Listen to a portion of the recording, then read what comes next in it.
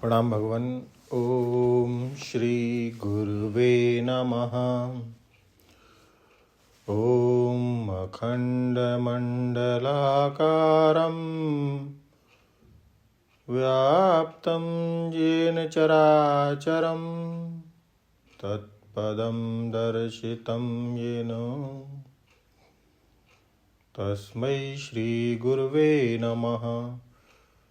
ओम शांति शांति शांति।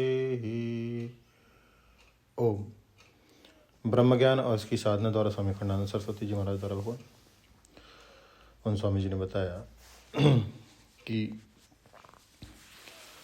प्रकृति दो तरह की होती है, अपरा प्रकृति और एक परा प्रकृति। और पुरुष भी दो तरह का होता है, एक अविवेकी पुरुष और एक विवेकी ब्रह्मज्ञानी पुरुष। अब यहाँ कहते हैं कि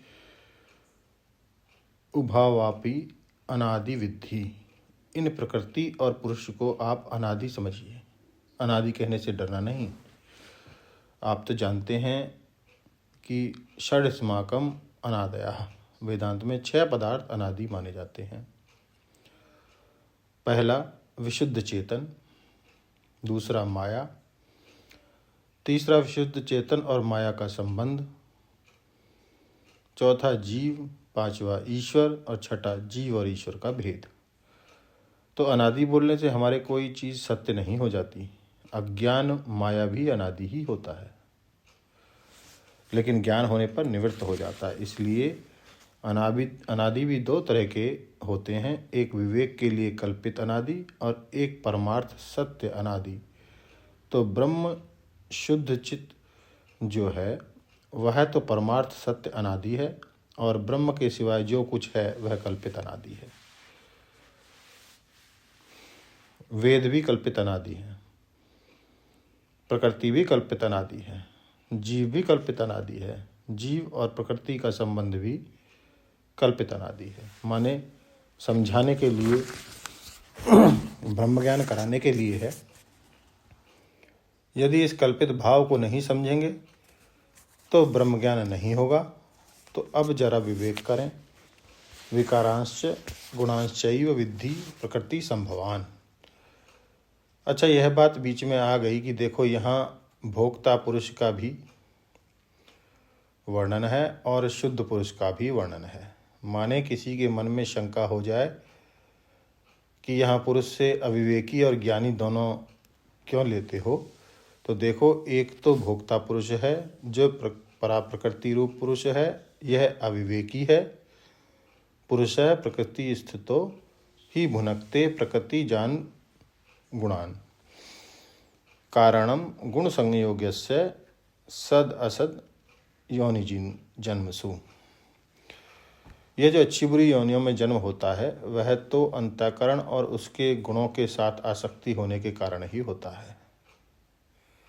अतः यह अविवेकी पुरुष का वर्णन है, और प्रकृति में स्थित होकर माने प्रकृति से तादात्म्यपन्न होकर ही पुरुष प्रकृतिजन्य गुणों का भोक्ता होता है। अतः अविवेक स्पष्ट है। अच्छा, तब शुद्ध का वर्णन कहाँ है कि उपद्रष्टा अनुमंता च भर्ता भोक्ता महेश्वरा परमात्मेति च अपि युक्तो देहि अस्मिन् पुरुषः परः। अब विवेक कर लो, एक तो हुआ शुद्ध पुरुष और एक हुआ भोक्ता पुरुष। एक हुई प्रकृति कार्य कारण कर्तृत्वे हेतु प्रकृति उच्यते, और एक हुए प्रकृति संभवान, प्रकृति से उत्पन्न होने वाले विकार और गुण। पंच महाभूत, अहंकार, महतत्व और अव्यक्त से तो हुई प्रकृति, 5 विषय, 10 इंद्रियां और एक मन, ये 16 विकार हैं। अच्छा, इच्छा, द्वेष, सुख, दुख आदि ये भी विकार हैं।